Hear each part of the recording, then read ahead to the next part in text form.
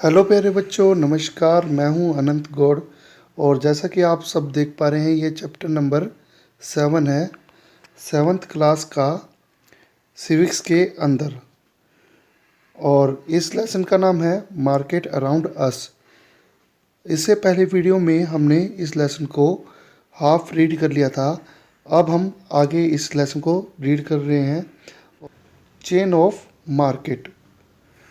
तो हमने इससे पहले के भाग में ये देखा है कि हम कोई भी सामान है वो अलग अलग स्थान से लाकर खरीद सकते हैं। और ये जो सामान है वो आता कहाँ से है, या जो शॉपकीपर होते हैं वो सामान को कहाँ से उनके पास आता है। तो मोस्टली जो सामान होता है, ये जितने भी जो गुड्स होते हैं उनका जो प्रोडक्शन होता है वो यानी तो फैक्ट्रीज में देखा जाता है, या कहीं पर फार्म्स हो गए, या कहीं पर जो घरों में भी कुछ चीज़ें बनाई जाती है। मगर हम किसी भी सामान को ले जाने के लिए या ख़रीदने के लिए सीधे फैक्ट्री में नहीं जाते हैं या किसी फॉर्म में जाना पसंद नहीं करते हैं। और कोई भी फैक्ट्री का जो ओनर हो गया वो किसी सामान को स्मॉल क्वांटिटी में देने के लिए तैयार भी नहीं होता है। और हम भी किसी भी सामान को खरीदने के लिए जो लार्ज क्वांटिटी में खरीदना पसंद नहीं करते हैं। और इसी तरह से यहाँ पर बता रखा है कि ट्रेडर्स कौन होते हैं। तो ट्रेडर्स कौन होते हैं, जो कि ग्राहक और प्रोड्यूसर के बीच में या उत्पादक के बीच में जितने भी लोग होते हैं उनको ट्रेडर्स के नाम से या व्यापारी के नाम से जाना जाता है। तो यहाँ पर डेफिनेशन भी दे रखे, the people in between the producer and the final consumer are the traders. जितने भी जो प्रोड्यूसर और फाइनल कंज्यूमर, कंज्यूमर माने तो ग्राहक, जो हम लोग हैं वो किसी सामान को खरीदते हैं तो हम ग्राहक हैं या कंज्यूमर हैं। और कोई भी जो फैक्ट्री का मालिक होता है उसको प्रोड्यूसर के नाम से जाना जाता है। तो इन लोगों के बीच में जितने भी लोग होते हैं उनको प्रोड्यूसर के नाम से जाना जाता है। और सबसे पहले कोई भी सामान जो फैक्ट्री में बनकर तैयार आता है तो वो सबसे पहले किसके पास में आता है, होल सेलर के पास में आता है। और होल सेलर जो कंपनी से कोई भी जो फैक्ट्री से सामान खरीदता है वो लार्ज क्वांटिटी में खरीदता है। जैसे उदाहरण के रूप में अगर हम सब्जी वाले का एग्जांपल देखें, जो सब्जी होल सेलर ट्रेडर होता है वो किसी भी चीज़ को स्मॉल क्वांटिटी में 1-2 या किलो में चीज़ें को नहीं खरीदता है, बल्कि 25 से 100 किलो तक किसी चीज़ को खरीदता है, यानी 25 से 100 किलो ग्राम तक किसी चीज़ को खरीदता है। और फिर वो स्मॉल ट्रेडर्स में उन चीज़ों को बांटता चला जाता है। और लास्ट में जिससे ग्राहक चीज़ खरीदता है उसको रिटेलर के नाम से जाना जाता है।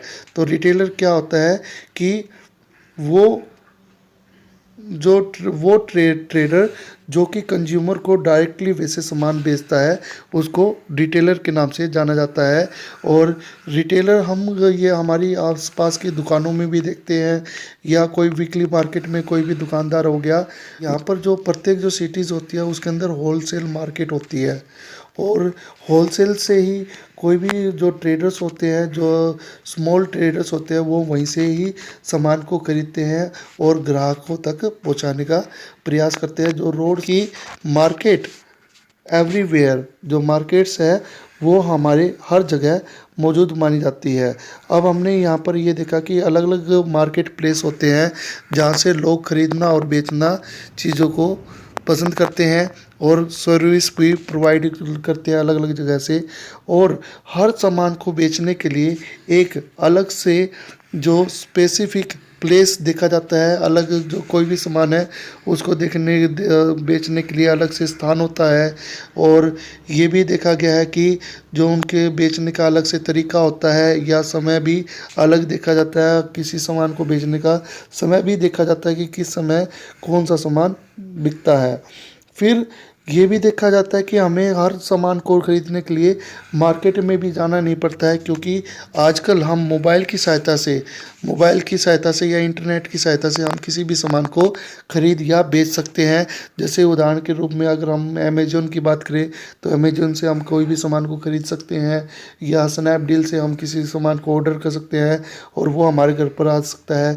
इसी तरह से जो ओलेक्स हो गया, ओलेक्स की साइट्स पर हम या ऐप भी आती है, तो उससे हम कोई भी पुराने सामान को बेच सकते हैं। तो इस तरह से खरीदना बेचना इंटरनेट के माध्यम से हो सकता है। और इसमें ये भी बता रखा है कि कई जगह पर ये जो नर्सिंग होम होते हैं, नर्सिंग होम जैसे हॉस्पिटल होते हैं छोटे छोटे, तो जहाँ पर डॉक्टरों के पास में पहले से ही कुछ लोग अपने प्रोडक्ट्स को बेचने के लिए, यानी कि दवाइयों को बेचने के लिए अलग अलग कंपनी से लोग आते हैं, और जिनको साधारणतः एमआर के नाम से जाना जाता है। एमआर क्या होता है? Medical representative. ये अपनी अपनी कंपनियों की दवाइयाँ लेकर डॉक्टर के पास आते हैं और उनको ये कहते हैं कि वे उनके दवाइयों को उनके पेशेंट को प्रिस्क्राइब करे, कि वो उनके सामान को, उनकी दवाइयों को ही खरीदे। और इसी तरह से जो कई लोग हैं वो जो सामान को बेचने के लिए एक जगह से दूसरी जगह पर घूमते रहते हैं।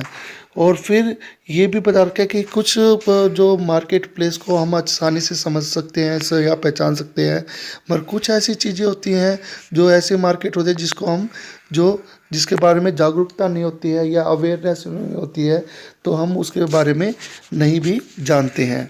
जैसे उदाहरण के रूप में अगर हम बात करें कि जो एक फार्मर है, जो फार्मर कोई भी क्रॉप्स पैदा करता है तो उसके लिए फर्टिलाइज़र का यूज करता है, मगर हम ये जानना पसंद नहीं करते हैं कि भी कोई भी जो है फार्मर है वो किस तरह के फर्टिलाइज़र का यूज कर रहा है। फिर हम आगे देखते हैं मार्केट और इक्वालिटी। अगर मार्केट और इक्वालिटी के बारे में देखें तो मार्केट के अंदर भी इक्वालिटी नहीं देखी जाती है, क्योंकि अगर हम बात करें वीकली मार्केट में जो ओनर्स होते हैं वो स्मॉल ट्रेडर्स होते हैं। स्मॉल ट्रेडर्स माने छोटे व्यापारी होते हैं, इनके पास कम पैसा होता है और जो इनके पास कोई भी परमानेंट प्लेस नहीं होते हैं। और जबकि जो अगर हम जो शॉपिंग कॉम्प्लेक्स की बात करें तो इसके अंदर जितने भी जो व्यापारी होते हैं उनके पास काफ़ी पैसा होता है और वे काफ़ी प्रॉफिट भी गेन करते हैं। तो इस तरह से ये अनइक्वालिटी को भी शो आउट करता है। और जो लोगों के ऊपर भी डिपेंड करता है कि मोस्टली जो लोग देखे जाते हैं वो सस्ते, जो मिडिल क्लास के फैमिली के जो लोग होते हैं वो सस्ते चीज़ों को खरीदना सबसे ज़्यादा पसंद करते हैं, जबकि जिनके पास पैसा ज़्यादा है तो वो जो महंगे सामानों को शॉपिंग कॉम्प्लेक्स में जाना पसंद करते हैं और वहाँ से सामान को खरीदते हैं। तो ये सबसे ज़्यादा डिपेंड करता है कि आपके पास पैसा कितना है। जितना आपके पास पैसा होगा आप उतना ही किसी सामान को खरीदना पसंद करेंगे। और इसी तरह से हमने ये जाना है कि जो चेन ऑफ मार्केट किस तरह से बनती है, कि भाई कोई भी सामान है तो वो जो सबसे पहले जो कोई भी सामान फैक्ट्री किसी चीज़ को सामान को बनाएगी, फिर उसके बाद में जो सामान है वो होलसेलर के पास में जाता है, फिर रिटेलर के पास में जाता है और फिर वो लास्ट में हमारे पास आता है। तो इस तरह से जो हमें जो सामान मिलता है वो इस तरह से मिलता है। और जो हमें जिससे हम डायरेक्ट सामान को खरीदते हैं उसको हम किस नाम से जानते हैं? रिटेलर के नाम से जानते हैं। तो ये हमने अभी तक इस लेसन में पढ़ा है। तो मुझे पूरी उम्मीद है कि आपको ये चैप्टर यहाँ तक समझ में आ गया होगा। Thank you for watching.